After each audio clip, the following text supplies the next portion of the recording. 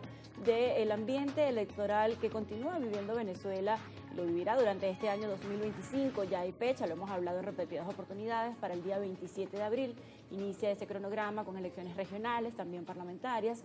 Por supuesto, venimos de un mes de enero bastante movido. Hablaremos también un poco del panorama internacional, de cómo se refleja Venezuela ante los ojos del mundo. Para eso me acompaña el día de hoy en el estudio Emilio Useche. Bienvenido a Primera Página. Gracias.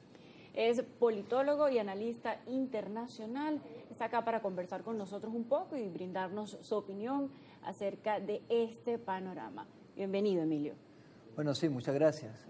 Bueno, en principio, agradecer este espacio que nos brinda Globovisión para compartir con el pueblo de Venezuela. Bueno, estamos en una situación bastante compleja a nivel global. 6 días antes de que se iniciara este nuevo periodo constitucional, el 10 de enero, yo advertía de que habían 3 escenarios posibles. Un primer escenario, un escenario de normalización por intereses geopolíticos. Un segundo escenario, la posibilidad de una repetición de elecciones. Y un tercer escenario, poco probable. Y un tercer escenario, una acción de fuerza muy poco probable. Ya hemos visto todo lo que ha sucedido.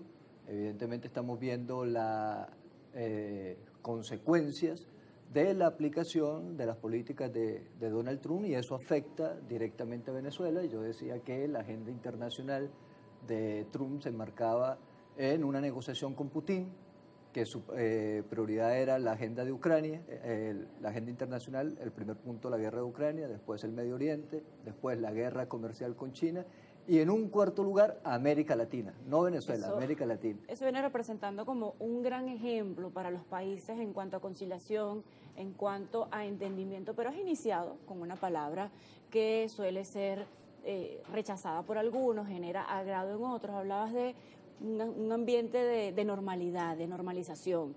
Quienes son llamados normalizadores son criticados y señalados, mientras que para otros, bueno, la palabra normalizar no implica nada más allá que el día a día, pues, y el entendimiento entre los factores políticos. ¿Qué es para Emilio Useche normalizar? Bueno, muy importante esa pregunta, Luciana, porque en este caso la normalización es la normalización de la crisis, la normalización de la violación de derechos. O sea, cuando vemos a Donald Trump, por ejemplo, deportando nuestros connacionales, es una normalización de la violación del derecho internacional. Cuando vemos, por ejemplo, las amenazas que está haciendo con respecto a la Franja de Gaza, es una normalización de la violación del derecho de los palestinos. Pero eso en el marco de ¿qué? Que es una cosa importante, que también lo advertía anteriormente y públicamente. En el 2024 el mundo se debatió entre los pensamientos totalitarios y los pensamientos democráticos. Bueno, lo que está pasando hoy es que el mundo está siendo dirigido por líderes que tienen una personalidad autocrática, que tienen un pensamiento totalitario y que están buscando imponer sus intereses que consideran legítimos como Estado, y eso ha estado afectando a los países menos favorecidos en ese contexto global. En el caso venezolano, bueno, nosotros venimos arrastrando una crisis estructural que tiene profundas consecuencias, un daño antropológico, tenemos una crisis múltiple que afecta no solamente en los aspectos sociales, económicos y políticos, y afecta concretamente al ciudadano, al connacional. Por ejemplo, en el caso particular de los Estados Unidos, estamos viendo cómo estamos ya recibiendo.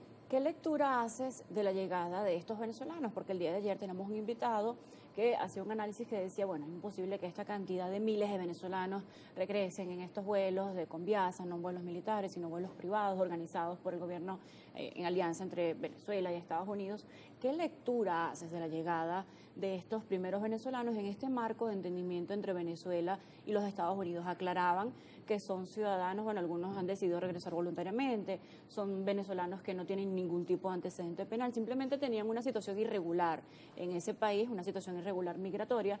Pero ¿qué opinas de la llegada de estos primeros venezolanos y si crees que pudieran seguirle la llegada de otros venezolanos? Debemos hacer una pausa, Emilio. A la vuelta me respondes esto con respecto a estos primeros connacionales que están retornando a territorio venezolano. Hacemos una pausa.